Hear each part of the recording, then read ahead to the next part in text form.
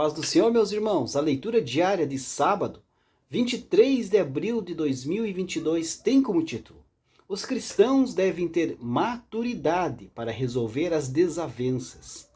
O texto bíblico encontra-se na primeira carta de Paulo aos Coríntios, capítulo 6, versículo 1 e versículo 5, que diz assim: Ousa algum de vós, tendo algum negócio contra outro, ir a juízo perante os injustos e não perante os santos?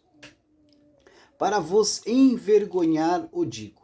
Não há, pois, entre vós sábios, nem mesmo um que possa julgar entre seus irmãos?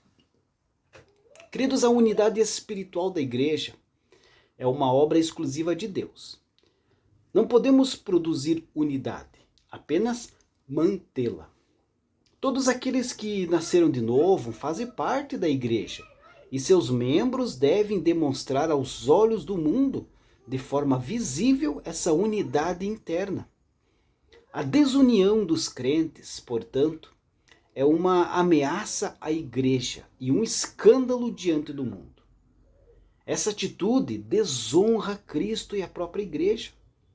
Demonstrar que os cristãos não são capazes de perdoar uns aos outros e reconciliar as suas próprias diferenças é demonstrar derrota espiritual. Por que alguém iria se tornar cristão se os cristãos também têm tantos problemas e não são capazes de resolvê-los? No entanto, queridos, há algumas circunstâncias em que uma ação judicial pode ser o caminho apropriado. Se o padrão bíblico para a reconciliação foi seguido e a parte ofensiva continua em erro, em alguns casos, entrar com uma ação judicial pode ser a atitude mais apropriada.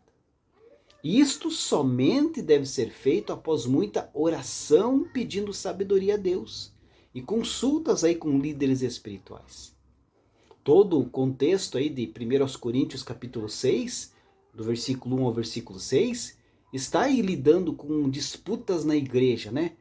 Mas só que o apóstolo Paulo menciona o sistema judicial quando ele fala de julgamentos concernentes às coisas desta vida.